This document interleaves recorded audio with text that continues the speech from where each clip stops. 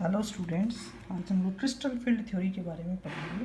Crystal field theory सबसे पहले 1929 में बेथ और वॉन ब्लैक ने आयनिक क्रिस्टल्स की स्ट्रक्चर को एक्सप्लेन करने के लिए दी थी। किसी आयनिक क्रिस्टल की जालक में एक पृथक धनायन को रखकर इस धनायन पर इसके चारों ओर पाए जाने वाले ऋणायनों के प्रभाव का अध्ययन किया गया। लिगेंड्स अगर ऋणावेशित होते हैं तो हम इनको पॉइंट चार्ज कहते हैं, और अगर ये न्यूट्रल होते हैं तो पॉइंट डाइपोल के नाम से बताते हैं। धातु और लिगेंड्स की पारस्परिक क्रिया इलेक्ट्रोस्टैटिक नेचर मानी जाती है। इसमें दो तरह के बल कार्य करते हैं। पहला बल धातु की नाभिक तथा लिगेंड्स के इलेक्ट्रॉन के मध्य आकर्षण बल है, जो धातु लिगेंड बॉन्ड के लिए होता है। दूसरा बल धातु और लिगेंड्स के इलेक्ट्रॉन के मध्य प्रतिकर्षण है। प्रतिकर्षण की मात्रा लिगेंड्स की स्थिति अर्थात संकुल की ज्यामिति तथा डी कक्षकों की आकृति पर निर्भर करती है। डी कक्षक जो हैं वो 5 तरह के होते हैं: D x Y, D Y z, d x z, d x square Y square and d Z square.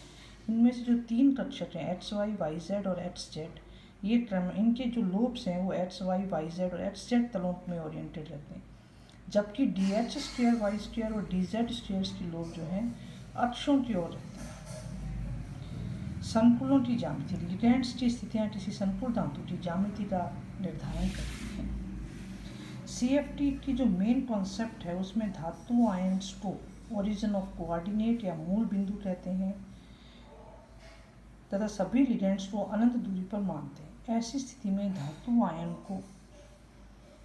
Ion के जो 5 डी ऑर्बिटल्स हैं वो डीजनरेट या समभ्रंश रहते हैं। धातु और लिगेंड्स के मध्य एक निश्चित दूरी होने पर डी ऑर्बिटल्स जो हैं उनमें उनकी डीजनरेसी समाप्त होने लगती है।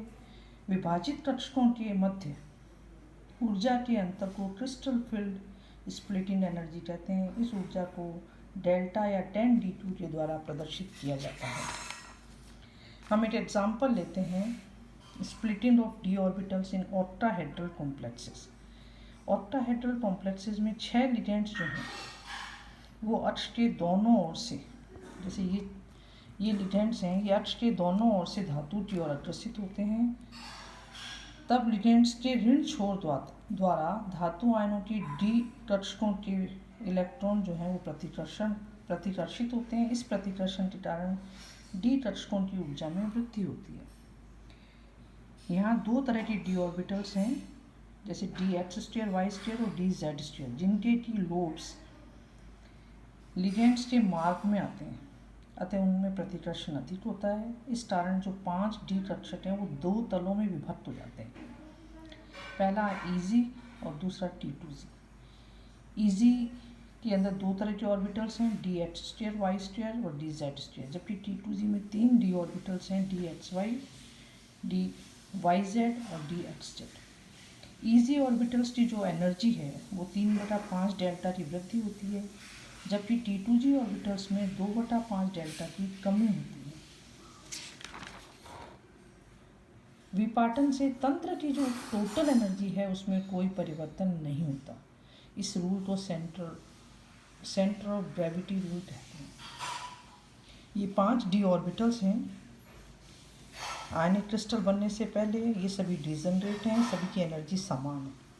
लेकिन जब लिगेंड्स जो हैं धातु की तरफ आकर्षित होते हैं, धातु के साथ आयनिक क्रिस्टल बनाते हैं, तब ये 5 डी ऑर्बिटल समान ऊर्जा के नहीं रह करके इनमें से 2 ऑर्बिटल्स अधिक ऊर्जा के हो जाते हैं और 3 ऑर्बिटल्स कम ऊर्जा के हो जाते हैं। विभाजन के पश्चात इलेक्ट्रॉन्स जो हैं वो पहले कम ऊर्जा वाले तल को ग्रहण करते हैं। अब जब लिगेंड्स के इलेक्ट्रॉन्स उन वेकेंट डी ऑर्बिटल्स में आएंगे तो वो पहले T2Z ऑर्बिटल्स में आएंगे। जब ये कम्प्लीटली फिल्ड हो जाएगा उसके बाद में इलेक्ट्रॉन जो है वो ईजी ऑर्बिटल्स में आते हैं। T2Z ऊर्जा कक्षक भरने से ऊर्जा का उत्सर्जन होता है, जबकि ईजी कक्षक भरने से ऊर्जा का अवशोषण होता है। इस तरह से T2Z जो ऑर्बिटल्स हैं उनकी एनर्जी 2/5 डेल्टा जीरो कम हो जाती है, जबकि ईजी ऑर्बिटल्स की एनर्जी जो है 3/5 डेल्टा जीरो अधिक हो जाती है।